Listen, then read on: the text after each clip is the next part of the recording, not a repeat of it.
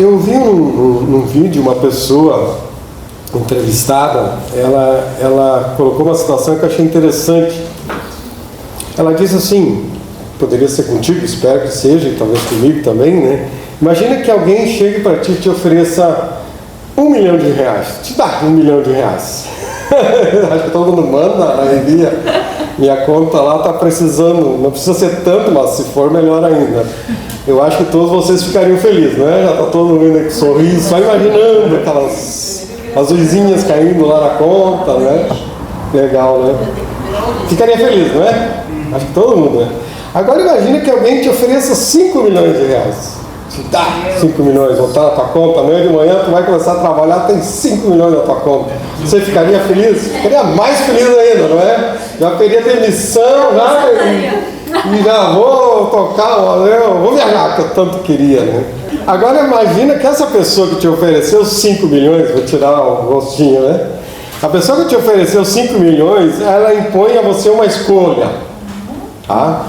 Ela disse, eu vou te dar 5 milhões, amanhã de manhã vai ter 5 milhões na tua conta, ok? Tá. Mas a tua escolha é o seguinte, tu ter na tua conta os 5 milhões ou estar vivo amanhã de manhã. Sei que é uma pegadinha, né? É claro que nós gostaríamos das duas coisas, né? Tá vivo e com a conta recheada, né? Mas a dona da história aqui impõe essa escolha, né? O fato é que você ficaria feliz de ter 5 milhões na tua conta, mas o fato de não estar vivo, Ou seja, estar vivo amanhã de manhã deveria te alegrar mais do que 5 milhões. Sim.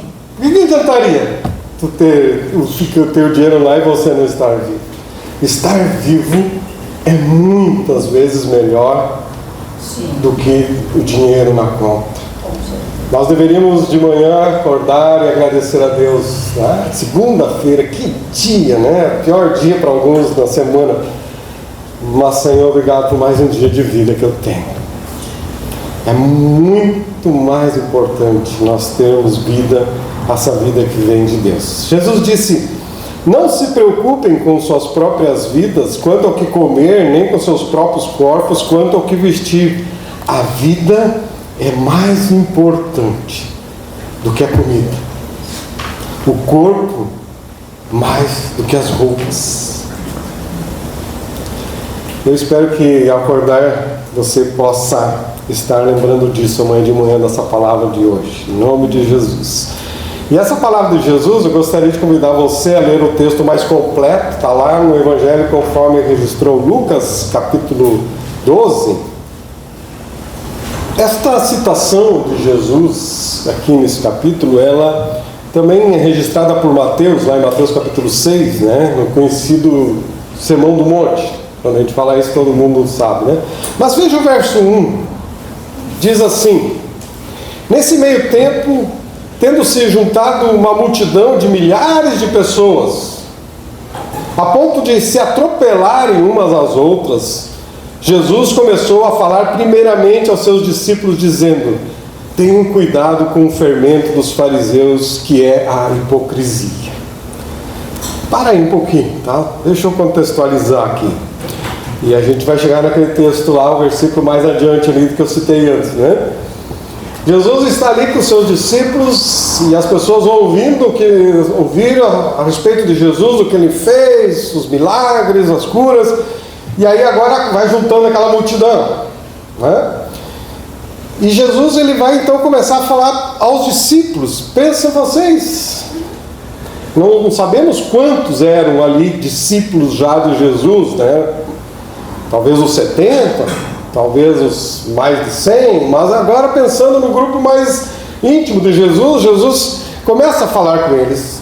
Lembrem que eles eram pessoas comuns na sua vida, e eles tinham os seus hábitos, a sua cultura, e Jesus agora chama eles deixam o seu trabalho, o seu afazer, alguns deixaram a sua casa, a sua família, para seguir a Jesus, andar com Jesus.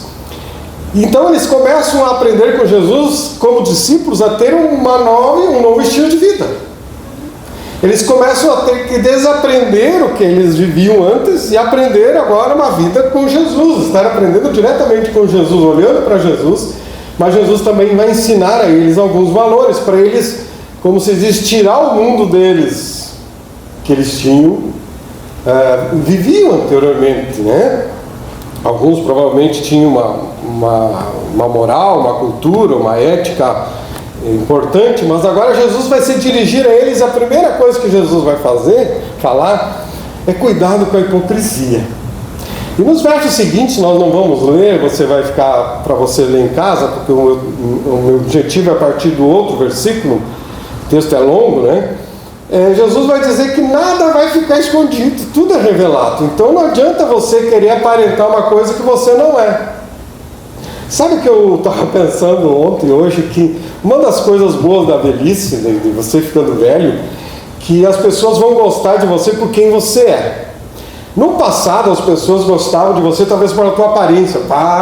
Pessoa bonita, né? Tal, né? Olha só. Mas passou um tempo, já não é mais isso, né? As pessoas, tu vai ficando velho, já não é mais tanto pela tua aparência. Talvez lá antes, porque você tinha recurso financeiro, você tinha sonhos, projetos grandes, as pessoas, quero andar contigo e tal. E a gente vai envelhecendo e vai vendo que essas coisas já não são mais o que chama a atenção, não é a nossa aparência, não é as posses, porque nós nos tornamos quem nós somos, já não tem mais aparência para vender, tá entendendo? Tem uma aparência para vender, não, as pessoas, a minha aparência não diz mais muita coisa, não atrai tanto. Mas eu sou quem eu sou. E as pessoas acabam conhecendo quem a gente é e gostam de nós, andar com a gente por quem nós de fato somos. Então, Jesus está dizendo, não adianta vocês quererem aparentar uma coisa que vocês não são. A hipocrisia diante de Deus, ela não tem validade. Mas não é sobre isso que eu quero falar, mas está no texto, tá? Jesus ali cercado então das pessoas, né, e fala sobre isso, mas em dado momento, lá no verso 13 e 14, eu queria convidar você para ler primeiro esses dois versículos, tá? Depois Jesus falar algumas coisas, tal. Diz assim o texto: alguém da multidão lhe disse, mestre, dize a meu irmão que divida a herança comigo. Respondeu Jesus, homem, quem me designou juiz ou árbitro entre vocês? A gente lê, parece que Jesus está sendo duro, e eu acho que estava mesmo.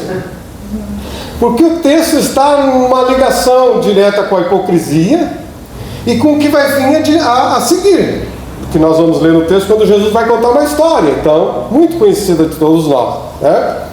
E Jesus, ao falar para ele, Jesus está se recusando a ser um juiz, que ele não veio para ser juiz ali nas questões da família ali, né? Mas Jesus vai mostrar no texto a seguir que aqueles irmãos, a disputa deles era por ganância. Então não era Jesus fazer o julgamento, não resolveria o problema no coração deles, que era a ganância, a avareza. Não adianta decidir.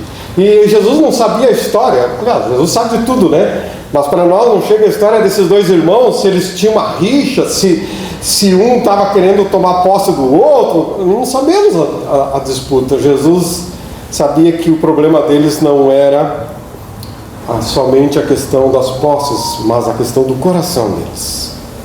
E aí Jesus, ao se negar a tomar essa posição do juiz, ele disse, eu não quero ser o juiz dos bens de vocês, mas ele quer ensinar eles a ter uma consciência em relação aos bens deles, as coisas que circundam eles. Então, a partir dessa intimação ali que fizeram a Jesus vai passar a fazer alguns ensinos que nós vamos ler no texto que vem a seguir, tá? Verso 15. Então lhes disse, cuidado, fiquem de sobreaviso contra todo tipo de ganância. E ele está falando com os discípulos, para nós, para os discípulos da época, tá? E aí vem a frase, a vida de um homem não consiste na quantidade dos seus bens. Então lhes contou esta parábola. A terra de certo homem rico produziu muito bem. Ele pensou consigo mesmo, o que vou fazer? Não tenho onde armazenar minha colheita. Então disse, já sei o que vou fazer. Vou derrubar os meus celeiros e construir outros maiores. e ali guardarei toda a minha safra e todos os meus bens. E direi a mim mesmo: você tem grande quantidade de bens, armazenados para muitos anos. Descanse, coma, beba e alegre-se. Contudo, Deus lhe disse: insensato, tolo, esta mesma noite a sua vida lhe será exigida. Então quem ficará com 5 milhões? Quem ficará com o que você preparou? Assim acontece com quem guarda para si riquezas, mas não é rico para com Deus. Dirigindo-se aos seus discípulos, Jesus acrescentou: portanto eu lhes digo, não se preocupem com suas próprias vidas, quanto ao que comer, nem com seus próprios corpos, quanto ao que vestir. A vida é mais importante do que a comida, e o corpo mais do que as roupas. Observe os corvos, não semeiam, nem colhem, não têm armazéns, nem celeiros, contudo Deus os alimenta, e vocês têm muito mais valor do que as aves. Quem de vocês, por mais que se preocupe, pode acrescentar uma hora que seja a sua vida? Visto que vocês não podem sequer fazer uma coisa tão pequena, por que se preocupar com o restante? Observem como crescem os lírios, eles não trabalham nem tecem. Contudo, eu lhes digo que nem Salomão, em todo o seu esplendor, vestiu-se como um deles. Se Deus veste assim a erva do campo, que hoje existe e amanhã é lançada ao fogo, quanto mais vestirá vocês, homens de pequena fé. Não busquem ansiosamente o que hão de comer ou beber, não se preocupem com isso, pois o mundo pagão é que corre atrás dessas coisas, mas o Pai sabe que vocês precisam delas. Busquem, pois, o reino de Deus, e essas coisas lhes serão acrescentadas. Não tenham medo, pequeno rebanho, pois foi do agrado do Pai dar-lhes o reino. Vendam o que têm e deem esmolas. Façam para vocês bolsas que não se gastem com o tempo, um tesouro nos céus que não se acabe, onde ladrão algum chega perto e nenhuma traça destrói. Pois onde estiver o seu tesouro, ali também estará o seu coração. Até aí. Que texto, que palavra de Jesus tão especial, né? Pelo menos para mim. E eu olho para esse texto, ao ler esse texto, eu vejo assim o princípio, vamos dizer assim, o princípio geral aqui no texto, que é o que está no verso 23, que eu li logo no início na fala aqui, quando Jesus vai dizer: a vida é mais importante do que, ele vai falar do que a comida, mas talvez você botaria reticências ali. A vida é mais importante do que o carro. A vida é mais importante do que a roupa de marca. A vida é mais... né? Você completa ali. Ou seja, a vida é mais importante do que qualquer outra coisa deste mundo. Porque as coisas do mundo sem a vida não tem sentido. Um princípio, usando essa palavra que eu estou usando hoje aqui, é uma verdade permanente. Significa... no princípio primeiro, né? Ou também como fundamento. O princípio é um fundamento. Então Jesus expõe para nós alguns fundamentos que devem reger os nossos relacionamentos e também a nossa vida com Deus, né? A nossa vida moral, a nossa existência, o nosso trabalho regem a partir desses princípios.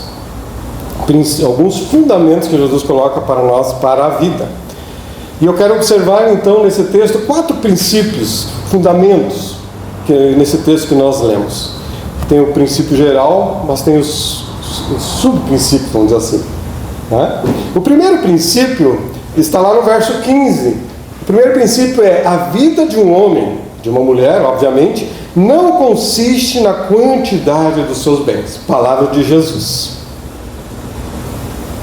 A vida, tua vida, não é refletida, não é a quantidade de bens que tu tem, pouco ou muito, isso não é a tua vida. Esse princípio dito por Jesus é nessa advertência quando ele faz: cuidado, discípulos meus, cuidado, filhos meus, tenham cuidado, estejam de sobreaviso contra todo tipo de ganância, de cobiça. Porque a vida do homem não consiste na quantidade dos seus bens. É uma advertência de Jesus, então, aqui contra a avareza. A avareza é um desejo desenfreado, insaciável por coisas, por acúmulo, por riqueza. E a Bíblia coloca aqui por Jesus e outros textos que a avareza, a ganância é pecado. É pecado. A pessoa avarenta, ela tem dificuldade de se desfazer das suas posses. O fazendeiro da parábola que Jesus contou teve uma atitude sábia, não é? Olhando o texto ali, como administrador, ele olhou, deu uma grande safra, não desperdiçou. Então isso era importante. Eu acho que se espera de alguém que tem, né, os bens, né? Ele, onde eu vou guardar minha super safra que eu tenho? Vou fazer celeiros novos, maiores. Até aí, ótimo, não é verdade? A pessoa está cuidando bem do seu negócio. Pode ser uma loja, pode ser uma indústria, uma empresa, legal. Ele deve cuidar e fazer crescer aquilo que ele conquistou. Porém, Jesus vai criticar a decisão a seguir, né? Porque ele acumula, só para ele não tem, nem passou para a cabeça dele, ou talvez passou, ele rejeitou. Quem sabe eu vou ajudar o próximo. Quem sabe eu vou ajudar os meus empregados lá com mais coisas, né? Quem sabe eu vou distribuir metade da minha riqueza para as pessoas. Tenho tanto. Não, o texto vai dizer: direi a mim mesmo, revelando um coração avarento. Direi a mim mesmo, vou dizer para mim, né? Você tem grande coisa. Descanse, coma, beba e alegre-se. Gente, nada errado em descansar, não é? Nada errado em comer, nada errado em beber, alegrar-se, não há nada errado nisso. A questão é que ele estava colocando como um sentido da vida aquilo. Era um sentido para a vida. Não tem errado em usufruir daquilo que a pessoa possui, né? Jesus decreta então que na verdade é uma infelicidade do avarento não entender que o propósito da vida vai muito além disso. E ainda para piorar, ele não tinha um sucessor, que ele acumulou tanto. Para quem vai ser as coisas que tu vai deixar? Para quem?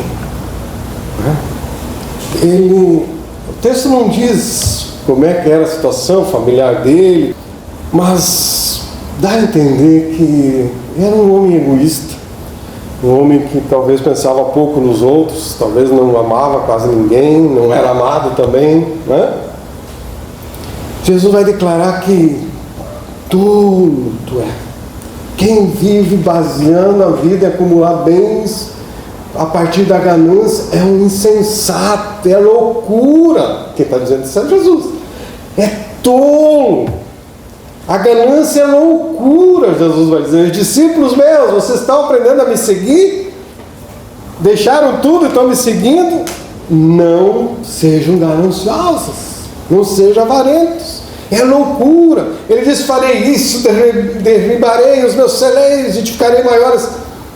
Eu farei isso. Lembra lá de Tiago, quando ele escreve falando sobre isso? Deveríamos dizer: se Deus quiser, eu vou fazer. Se Deus quiser. Ele não tinha isso. Mostra de como ele era orgulhoso, avarento. Jesus disse que aquele pensamento daquele homem rico era loucura. Para Deus é loucura a pessoa usar sua riqueza somente para o prazer, para si mesmo, quando podia ser usada a sua riqueza para servir a Deus, investir na sua obra missionária, ajudar os pobres, né? Não. E também ele era tão tolo que ele só pensava neste mundo aqui, vou usufruir. Ele não pensava, aliás, ele disse: digo para a minha alma. Ele pensava na alma, não pensava na alma após a vida, não é? E pela palavra de Jesus, quando Jesus disse: tu é um tolo, esta noite te pedirão a tua alma. Tu não vai morrer tranquilo, tua alma vai ser arrancada de você, a vida vai ser tirada de você, porque tu é um tolo. Não está vivendo segundo o propósito de Deus. E isso revela que o plano dele de construir mais, né, ficou só no plano, porque ele morreu naquela noite. Ficou só no plano. E não usufruiu a riqueza. E para quem ficou as coisas dele? Planos feitos sem Deus é fracasso. Por mais que seja vitória aos olhos humanos, nossos planos têm que ser feitos com Deus. porque eles têm que ter resultado aqui na eternidade. Quem ficará com o que você preparou? Deixar os bens para quem não conhecia? Trabalhou tanto, se esforçou tanto, se dedicou tanto, noites sem trabalhar, sem dormir e tal, e agora acumulou, vai ficar para alguém. Provavelmente não tinha descendente, ficou, usufruiu. Como diz a palavra, sairão nu deste mundo como veio. Infelizmente, isso é o que acontece, né? Diante de todo mundo, se tu olhar a história dele, você olha diante das pessoas no mundo, eles vão olhar assim, mas era um cidadão sábio, né? Era uma pessoa realmente eficiente, era um cara muito capaz, não era um cara em crânio, um cara inteligente, um cara que sabia empreender, multiplicar as suas coisas, muito ótimo em administração, mas era tolo diante de Deus. A gente olha os empresários, legal, cara, muitos são tolos diante de Deus, porque não está pronto para se encontrar com Deus, está pronto só para usufruir aquilo que tem aqui. Para Deus isso é loucura, é a maior das loucuras alguém viver assim. E Jesus vai dizer que para nós discípulos cuidar para nós não seguirmos isso, não cairmos nessa ganância. Como ele diz no verso 21, assim acontece com quem guarda para si riquezas, mas não é rico para com Deus. Juntou tanto, saíram sem levar nada e ainda não deixaram nada em prol do reino de Deus. Não fizeram nada em prol do reino de Deus. Jesus disse, tem que ser rico para com Deus. Ser rico para com Deus é deixar de confiar. Lembra a terra que esse homem rico produzisse, fazendeiro, a terra é de quem? De Deus. A terra era boa, porque Deus deu a terra. Quem faz germinar da terra foi Deus, então era uma bênção de Deus. Mas nós podemos ser abençoados por Deus, mas não usar a bênção de Deus adequadamente. Ele fez isso. A terra, o trabalho era abençoado, porque ele confiava mais na provisão, naquilo que ele guardava, do que no provedor. Está entendendo? Nós somos desafiados a colocar nossa fé em Deus e não nas bênçãos de Deus. Como, agora minha fé diminuiu porque Deus não está me abençoando naquilo que eu queria. A nossa fé tem que estar em Deus e não o quanto Ele nos abençoou ou não. Repito o princípio que Jesus disse: cuidado, fiquem de sobreavisa contra todo tipo de ganância. A vida de um homem não consiste na quantidade dos seus bens. Como diz a palavra de Deus, aqueles que, se você se contenta com as coisas que o dinheiro pode comprar, você pode ter o risco de perder o que o dinheiro não pode comprar, que é o caso dele. Ele estava contente com o que o dinheiro podia comprar, mas ele estava perdendo aquilo que o dinheiro não podia comprar, que é a salvação, que é a vida eterna. Gente, Jesus está falando para nós, seus discípulos, a avareza é um pecado quanto ao qual precisamos manter constante vigilância, para que o nosso coração não seja ganancioso. A melhor comparação que eu pensei no ganancioso é como um guloso. A pessoa vai comer e come, tem um banquete e come, chega a sair pelo nariz. Ridículo isso, tu imagina isso, né? Mas o ganancioso é isso, seu coração está transbordando de pecado, de ganância, porque não tem lugar mais para Deus no seu coração de tão ganancioso que é. Avarento. Solidariedade? Nem pensar. Ajudar os pobres? Que? Estou fora. Capaz, meu dinheiro está lá na poupança, não quero que ninguém se meta. Hoje em dia a poupança não existe mais, né? Eu sou das antigas. O princípio geral é: a vida é mais importante do que as coisas. Gente, a tua vida é mais importante do que as coisas. Amém. E o primeiro princípio que subvém desse é: a vida de um homem não consiste na quantidade dos seus bens. Ou seja, não desanime pelas coisas que te faltam. E não se orgulhe daquilo que tu tens de abundância, né? Aquele que tem falta, não murmure. porque está faltando. Aquele que tem de sobra, não seja arrogante, agradeça a Deus, pois Ele que te deu. E sirva, ajude as pessoas, reparta as pessoas, para que não haja ganância no teu coração pelo acúmulo de bens. O segundo princípio está lá no verso 22. Dirigindo-se aos seus discípulos, Jesus acrescentou: portanto, eu lhes digo, não se preocupem com suas próprias vidas, quanto ao que comer, nem com seus próprios corpos, quanto ao que vestir. Jesus disse: cuidado com a arrogância, né? Agora ele diz: cuidado com a preocupação. Em outras versões aparece, além de preocupação, aparece a tradução como ansiedade, apreensão ou inquietação por causa das coisas, né? Cuidado. Jesus não disse somente para não ficarmos preocupados, mas revelou que a preocupação não resolve nada na nossa vida. Veja aí, nos versos 25 e 26 nós lemos: quem de vocês, por mais que se preocupe, pode acrescentar uma hora que seja a sua vida? Visto que vocês não podem sequer fazer uma coisa tão pequena, que para mim não é tão pequeno, né? Mas na comparação, para ver como a gente não pode resolver o amanhã, não posso nem aumentar o tamanho, o sentido da minha altura, e nem aumentar um pouquinho a minha existência neste mundo, quanto mais me preocupar com o restante de Jesus. Por que se preocupar com o restante? Quem de vocês, por mais que se preocupe de Jesus, disse Jesus. A síntese é que a preocupação, ela mais atrapalha que ajuda. A preocupação, você sabe disso, é preocupar-se hoje com o problema de amanhã. Por mais que se preocupe, o que tu poderias fazer hoje pelo problema de amanhã? Ficar preocupado? Não. A preocupação não resolve o problema de amanhã. Ela estraga a tua alegria de hoje, ela tira a alegria de hoje, né? Ela te angustia hoje de um problema de amanhã, e você poderia ser feliz hoje, estar feliz com as pessoas, mas está angustiado, preocupado com amanhã, vai acontecer isso, e o Brasil está com problema, vou ser demitido, o que vai acontecer? Não sabe se vai acontecer tudo isso, está deixando de viver hoje. Eu vejo que as pessoas estão doentes e tal, e vai que uma doença me pega também, como é que vai ser? Não sabe, um dia de cada vez. Vivam hoje que Deus te deu, né?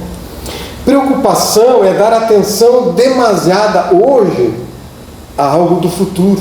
Tu dá muita atenção hoje para alguma coisa em relação ao futuro. A avareza, a ganância é dar atenção exagerada às riquezas. A avareza, de certa forma, alimenta a preocupação. A pessoa que mais tem, mais se preocupa. Eu já contei uma história aqui, vou repetir. Uma pessoa foi viajar, ela chegou na rodoviária, pouco de nós usa a rodoviária, né? E ela foi viajar, e ela chegou, comprou a passagem, tinha um tempo ainda para sair o ônibus, ela sentou lá, mas ela estava tão cansada, com tanto sono. E aí ela sentou lá esperando o ônibus, né? Ela começava a dar um sono, e ela: mas eu tenho a minha mala aqui, não posso dormir, senão vão roubar a minha mala. E aquele sono tão grande, sabe aquele sono, né? E aí, aquela... Vou dormir... Não, tem a minha mala aqui, E daqui a pouco... Cadê minha mala? Levaram a mala. Agora eu vou dormir. Não tem mais mala para me preocupar. Não tem mais mala para me preocupar, né? Quanto mais coisas tu tem, mais tu vai se preocupar. Vai tirar o teu sono. Não estou dizendo que você não tem que ter, né? Não é isso, tá? Mas é onde nós colocamos a nossa confiança, né? O desejo de possuir coisas gera ansiedade. Verso 29, Jesus diz: não busque ansiosamente. Para nós, quando a gente lê assim, ansiosamente o que onde comer, o que beber, parece insignificante. Agora pensa nos discípulos de Jesus, que largaram suas casas, que são itinerantes, vão numa cidade, não tem nada, eles vão, né? E agora, como é que vai ser amanhã? E Jesus foi para o monte orar, e deixou nós aqui. Será que vai ter provisão? Como é que a gente vai viver? Não se preocupem, Jesus vai dizer, não se preocupem com isso, com o que vão, onde comer e beber. E é interessante que Jesus, no texto, vai chamar a atenção deles para a natureza, não é? Aliás, quando foi a última vez que você olhou para a natureza e aprendeu alguma coisa com a natureza? Jesus vai chamar a atenção para duas coisas na natureza. Primeiro, o corvo. O corvo é uma ave, no contexto, uma árvore impura, não é? No contexto, o corvo é uma árvore impura, mas Jesus vai dizer que elas recebem o cuidado de Deus, tem um alimento. E Jesus vai falar sobre as aves impuras, mas vai falar sobre as flores limpas, o impuro e o limpo, os lírios. E Jesus vai mostrar que como Deus que veste, Deus que dá a vida aos lírios. Então Jesus nos ensina a olhar para a provisão de Deus e nos ensina a evitar a ansiedade. Por quê? Porque a vida é mais importante do que a comida e o corpo mais do que as roupas. A ansiedade, meus queridos, nos leva a crer que a vida é feita só daquilo que comemos e vestimos. Esquecemos do sentido da vida.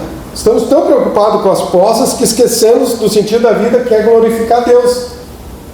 É o que o apóstolo Paulo vai dizer, que nós existimos para glorificar a Deus. Gente, Jesus está dizendo assim, ó, se Deus te deu o teu corpo, certo? Se Deus Deus deu a vida e te deu o corpo, é o mais importante. Se Ele te deu o mais importante, que é o corpo, que é a vida e o corpo, Ele vai te suprir as menos importantes, que é a roupa e a comida. Ele está dizendo para os seus discípulos e está dizendo para nós. Se Ele te deu o essencial, Ele vai suprir também com as coisas básicas que você precisa. A vida, queridos, a vida com ou sem alimentos é mais importante. A vida, se tiver uma mesa farta ou não, a vida é mais importante. Não é o que tu tens à mesa que define quem tu és. Aquele homem rico, cheio de posses, era um tolo. Não é a roupa de marca que define o teu valor. O que define é a tua fé. O teu valor é a tua fé, a confiança de que a tua vida é preciosa para Deus. O apóstolo Paulo escreveu: já aprendi a contentar-me com o que tenho. Eu aprendo com o apóstolo Paulo essa teologia do contentamento, né? De estar contente com o que eu tenho, de não ser ganancioso. É diferente de você, uma pessoa que tem que estudar, que tem que avançar. Deus te deu essas habilidades. Se você não fizer isso, você está negando os dons de Deus, né? Não é nesse sentido, mas é a ganância. E deixa Deus de lado, porque eu quero correr atrás disso. O contentamento evita a ganância e a ansiedade. Verso 30, Jesus diz: pois o mundo pagão é que corre atrás dessas coisas. Mas será que não tem muito cristão que corre atrás dessas coisas também?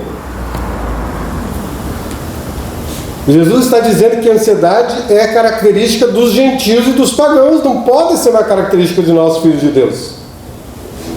E quando ele está dizendo que nós não devemos ser ansiosos, é porque cabe a nós lutar contra isso, não é? Veja bem, Jesus aqui disse que não devemos nos preocupar, e Ele apresenta a solução: confiar no Pai. O Pai sabe que vocês precisam delas. Gente, como é bom você ser filho de Deus e você viver com esse pensamento: meu Pai sabe. Meu Pai sabe. Eu estou precisando disso, meu Pai sabe. Porque o Pai, nosso Pai, quer que nós venhamos a confiar nele. Em vez de nós nos cedermos às inquietações, a ansiedade, que é uma forma de incredulidade, né? Uma inquietação é incredulidade. Eu estou inquieto porque eu não estou confiando em Deus, que Deus é capaz, que Deus vai fazer. Por isso eu estou inquieto. Em vez de nós nutrirmos essa inquietude, nós devemos nutrir a nossa fé. Lembrar do caráter bondoso que Deus tem para com a gente. Na Bíblia, os homens e mulheres tementes a Deus, eles diziam: Deus proverá. Mas não era Deus proverá de braços cruzados, né? Meu Deus vai prover, Deus vai prover, né? Não é nesse sentido. Jesus leva os discípulos a olhar em volta e percebe como os animais são alimentados, e Ele vai dizer: vocês têm mais valor, vocês têm um Pai.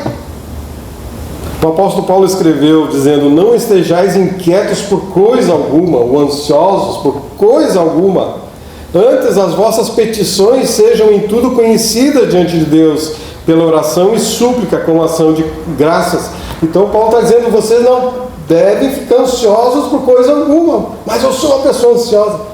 Paulo ele vai dizer, sejam em tudo conhecidas diante de Deus pela oração e súplica com ações de graças, as petições de vocês. Significa que é possível não ficar ansioso. Antes faça a oração. Quer se livrar da ansiedade, conforme o texto? Vai orar. Vai louvar, tira isso do teu foco e coloca o foco em Deus, o teu Pai. Deixa que o Espírito Santo ministre na tua vida e coloque confiança em você. Você aprender a amar esse Deus e aprender a confiar nele. E não andar ansiosos por coisa alguma, diz o apóstolo Paulo. Palavra de Deus.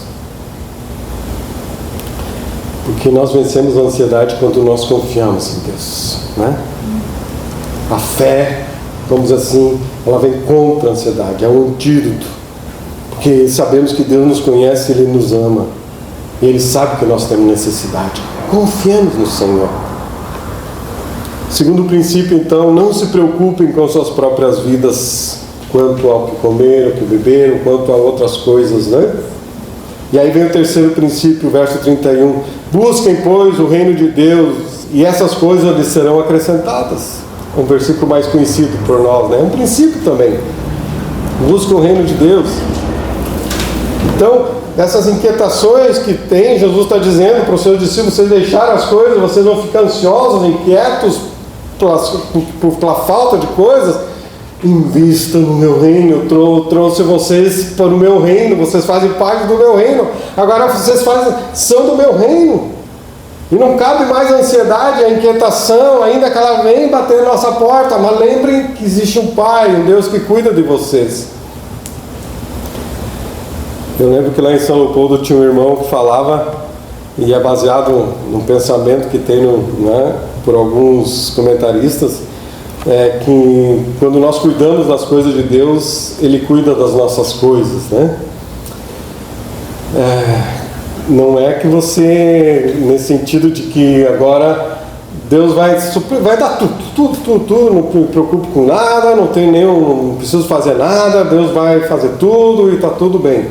Não, Ele é um Deus que cuida de nós, mas diferente de cada um de nós, né?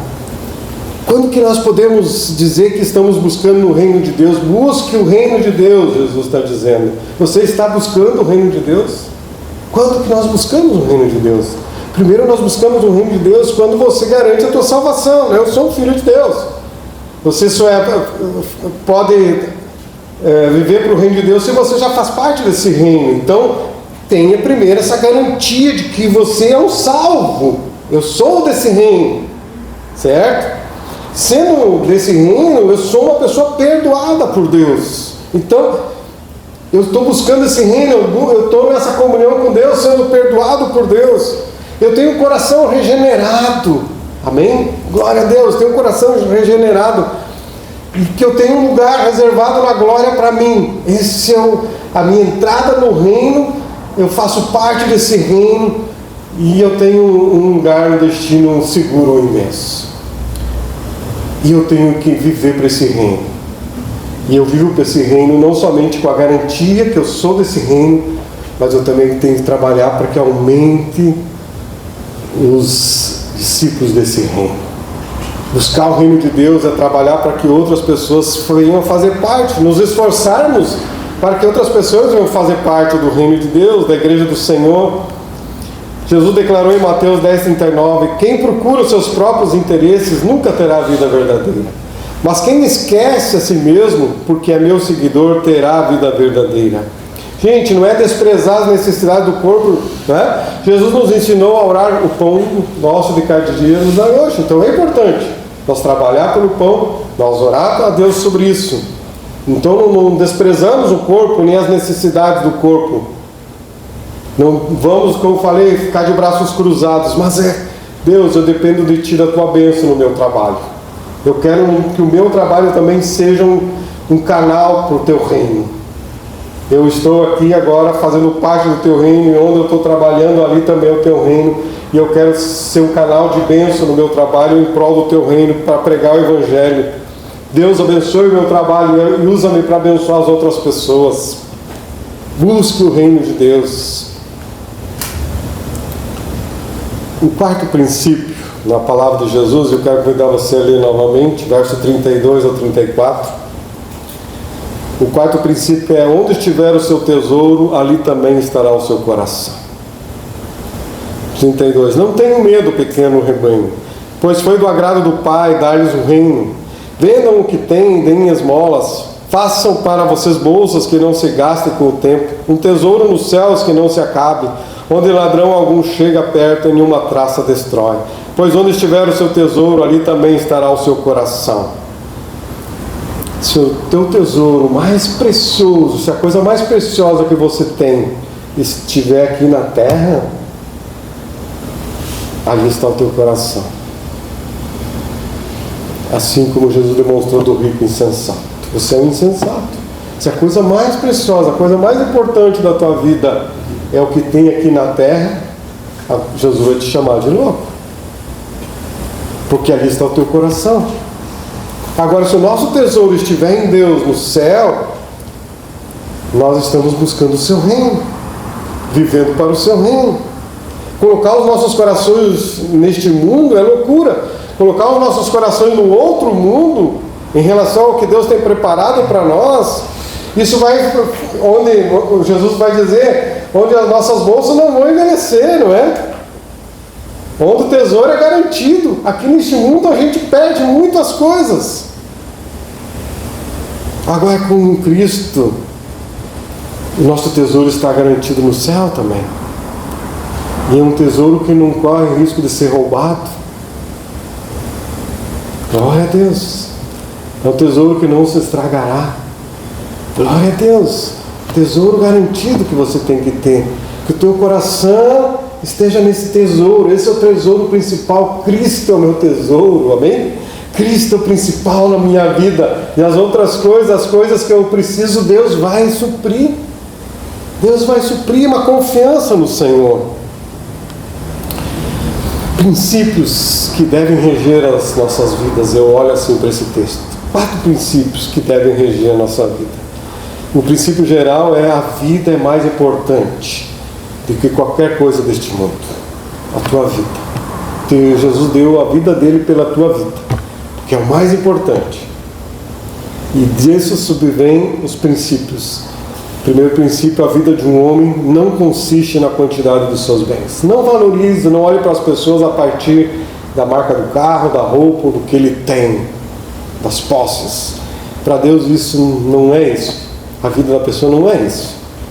Segundo princípio: não se preocupe com a sua vida. Não fique preocupado, porque a ansiedade, ela nos dá uma visão falsa da vida, né? Ela nos dá uma visão falsa da vida, uma visão falsa de Deus também para nós. A ansiedade nos leva a ver problema onde não existe. Às vezes nós vamos sofrer por um problema, não por um problema real, verdadeiro, mas por um problema que nós imaginamos que existe. Esse problema, ficamos sofrendo, ansiosos com esse problema, e a mente fica perturbada. E a ansiedade, ela vai nos levar muitas vezes a aumentar o problema do que ele verdadeiramente é. E ao mesmo tempo coloca nós a diminuir a nossa capacidade de resolver. Aumenta o problema e nos coloca a diminuir. É o que aconteceu com os espias quando foram enviados para conhecer a terra prometida e viram lá as pessoas, são gigantes, nós somos gafanhotos. Então a ansiedade, a preocupação coloca um problema enorme e nós não temos capacidade de resolver. E colocando isso para Deus também, o problema é tão grande que nem Deus resolve. Lá na nossa falta de fé, por causa da ansiedade, que deixa, em vez de nós orar e adorar e buscar Deus, nós focamos tanto naquilo que se torna um grande problema. Porque ela vai nos levar a tirar os olhos de Deus e ficar só na circunstância. Sabe que o sentido da palavra ansiedade é estrangular, né? Ansiedade, preocupação te estrangula, te deixa sufocado diante daquele medo do que pode acontecer, um problema tão grande. E em vez de ela te aproximar de Deus, ela te coloca no oposto de Deus. Você fica tão focado naquilo que deixa Deus de lado. Como disse alguém, a ansiedade nos leva a perder a alegria do hoje por causa do medo do amanhã. O apóstolo Pedro, palavra de Deus, se exorta: lançai sobre ele toda a vossa ansiedade, porque ele tem cuidado de vós. Amém? Lance essa ansiedade, coloque para Deus isso e lembre que Ele cuida de você. Está ansioso? Busque mais a Deus, porque estar ansioso é uma perda de tempo. É uma perda de tempo. Devemos planejar o futuro, com certeza, mas não podemos viver ansiosos dele hoje, perdendo a alegria do hoje por causa do medo do amanhã. O terceiro princípio: busquem, pois, o reino de Deus, e essas coisas lhes serão acrescentadas. Amém? Busquemos o reino de Deus. E o quarto princípio: onde estiver o seu tesouro, ali também estará o seu coração. Jesus disse: não temas, ó pequeno rebanho. Eu gosto demais desse versículo. Foi do agrado do Pai dar-lhes o reino.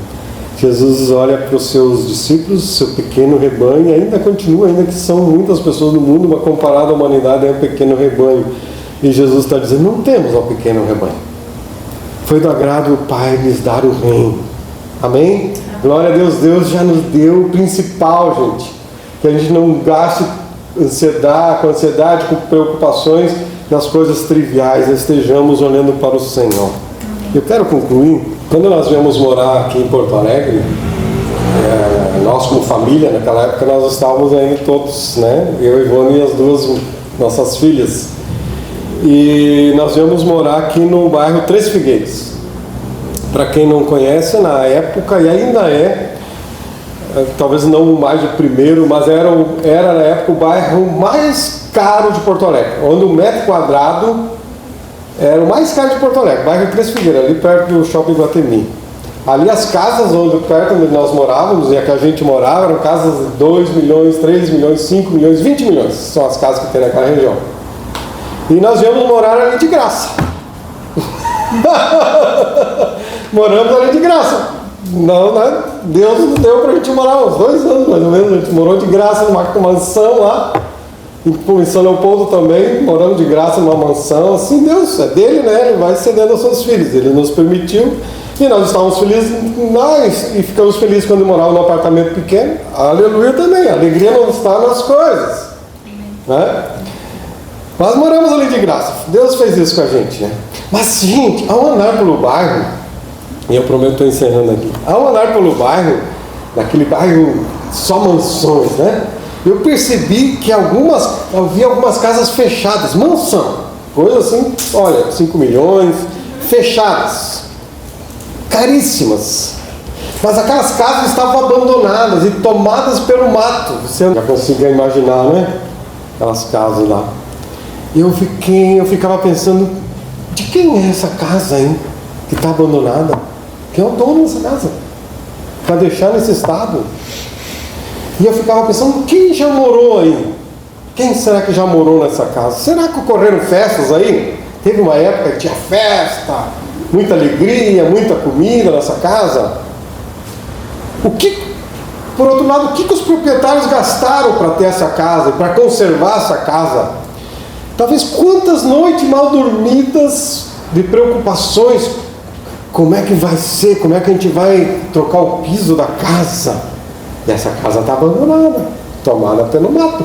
Mas quem morou antes não dormiram direito. Talvez discussões que geraram briga numa casa que hoje abandonada, tomada pelo mato. Não tem ninguém morando. Aquela casa pode ter sido um lugar de muita felicidade ou de muita tristeza, não é? Mas ela estava agora largada, consumida pelas traças e pela ferrugem. Gente, Jesus mostra para nós que o nosso tesouro não pode ser as coisas. As coisas que tu tem não pode te levar a brigar com outras pessoas. Mesmo casal. Gente, a casa que tu mora, vão discutir, brigar por aquilo. Acho que é um tempo que vai estar o mato, não literalmente, mas vai estar com outra pessoa que vai quebrar tudo que você gastou energia e briga para arrumar. Para quê? Cuidar é importante, né? Mas o nosso maior tesouro é Jesus. Ele deu a vida por nós. Se nós pudéssemos olhar para dentro do teu coração, se tu pudesse olhar para dentro do meu coração, qual o tesouro que nós íamos ver? Jesus, o maior tesouro? Ou um monte de outras coisas no teu coração? Jesus está ali como uma figura decorativa, porque tem outros tesouros tomando conta.